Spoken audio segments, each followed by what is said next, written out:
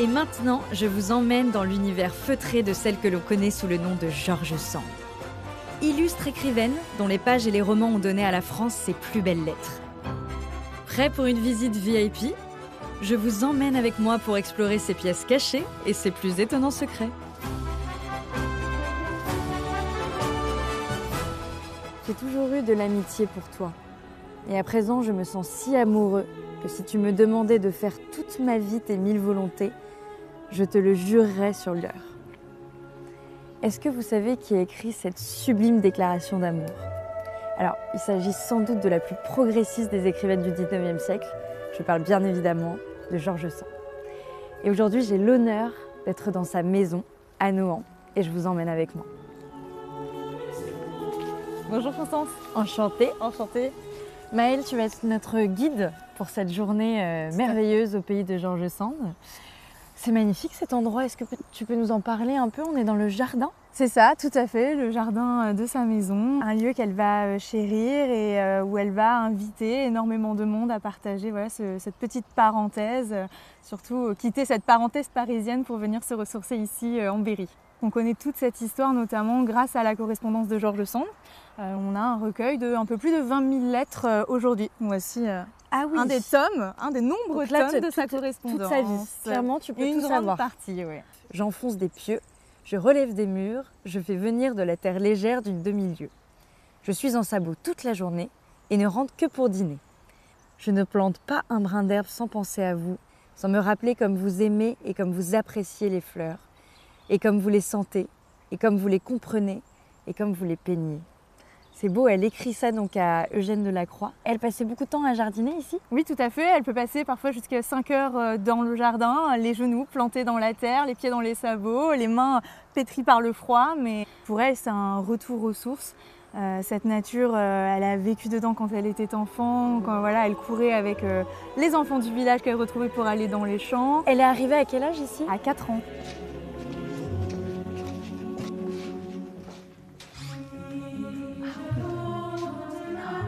En plus, normalement, tu ne peux pas aller jusque-là pendant la visite. Non, jamais. Donc, nous sommes des privilégiés. Et là, c'est donc son bureau, son petit secrétaire sur lequel elle travaille. C'est un peu son boudoir, son espace de création. Oui, elle va finalement s'installer ici dans cette toute petite pièce et laisser sa chambre à ses enfants pour pouvoir être à proximité d'eux et créer ici paisiblement le soir. George Sand décrit la nuit vraiment où elle est déchargée de toutes ses responsabilités de mère, mais aussi de ses responsabilités de maîtresse de maison, et elle vient s'installer sur cette toute petite planche qui est encastrée dans un placard mural. Elle y travaillera toute sa vie, elle est attachée à ce bureau particulièrement ? Alors non, c'est vraiment là qu'elle va commencer à écrire, qu'elle va écrire son premier roman, Indiana, publié en 1832. Mais par la suite, après la séparation d'avec son époux, elle passera à l'étage de la maison. Et là, elle aura vraiment tout un appartement juste pour elle, avec un espace un peu plus conséquent. Elle gagnait bien sa vie, justement, avec son activité littéraire ou... Oui, plutôt bien. Un succès assez incroyable. Et ce premier succès, justement, qu'elle aura avec Indiana, son premier roman, est peut-être dû au fait qu'on a pensé que George Sand était un homme. On peut dire que c'est une sorte de démarche féministe pour l'époque ?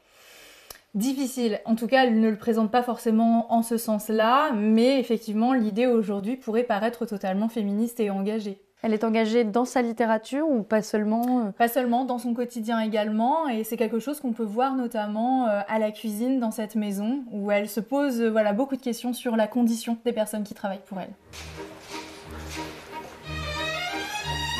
Et donc voici la cuisine. Ah oui. Ah, les casseroles en cuivre, là, ça rigole pas du tout. Une belle batterie. Il y a une belle batterie. Et ça, c'est très moderne. Est-ce que tu peux me parler un peu de cet îlot central ? Tout à fait. À quoi servent ces magnifiques cuirs ? Je peux ouvrir ? Oui, bien sûr. Alors, le fourneau, elle le fait installer dans cette mouvance des années 50 pour améliorer vraiment les conditions de travail de ses domestiques, puisqu'auparavant, on cuisinait avec la cheminée, le potager. Mais bon, c'est des modes de cuisson qui sont assez aléatoires quand même. Ça change de tout. C'est une cuisine plus maîtrisée. C'est un vrai progrès social à l'époque, ce fourneau-là. Donc là, on est dans le fameux salon où venait Marie. Oui, tout à fait.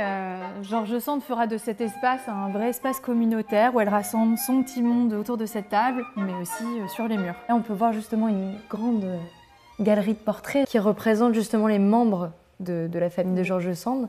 Qu'est-ce que ça nous raconte sur ses origines?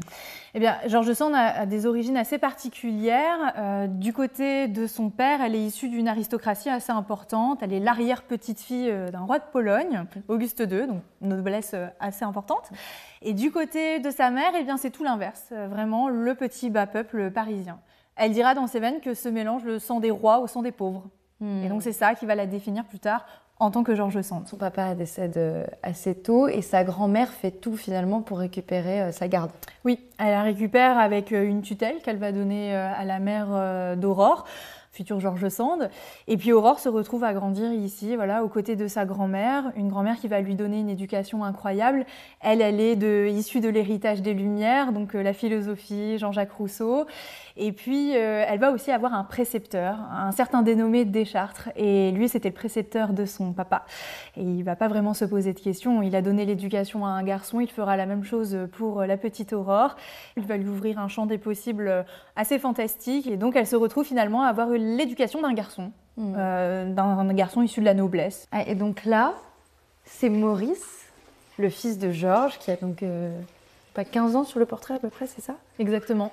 Et il peignait.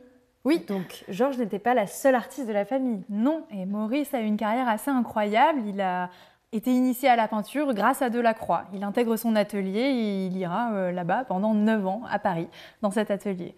Et l'atelier qu'il va occuper à Paris, bien finalement, George Sand va lui créer également un atelier ici à Nohant. Et je vais t'emmener aller voir cette pièce qui est quand même assez incroyable. Avec plaisir. Elle a su comment le garder près d'elle, finalement. Elle dit qu'elle n'est que la moitié d'elle-même lorsqu'il n'est pas à Nohant.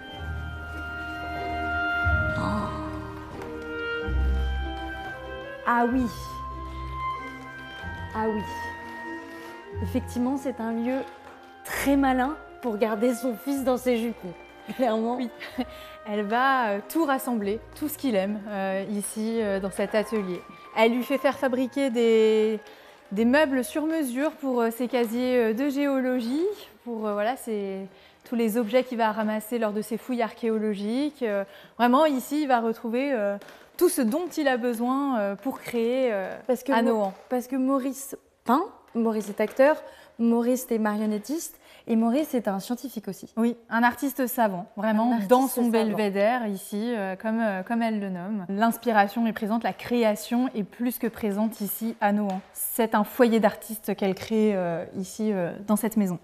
Donc elle a passé l'entièreté de sa vie ici finalement. Oui, elle va grandir dans cette maison, elle va devenir une jeune femme mariée, puis une écrivaine à succès. Et c'est dans cette maison qu'elle décède, le 8 juin 1876. Et son dernier vœu était d'être enterrée ici à Nohant. Et elle a réussi. Et elle a réussi. Elle est enterrée dans son cimetière familial, dans le jardin. Elle est enterrée avec toute sa famille, en fait.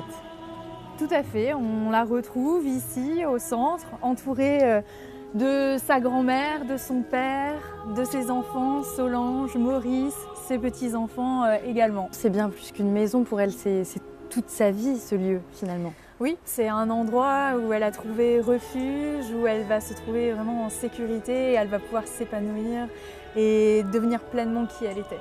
Ce qui est quand même fou, c'est de se dire qu'il y a 150 ans, au même titre que Rubinsteiner, des artistes se rassemblaient dans un lieu inspirant pour créer ensemble.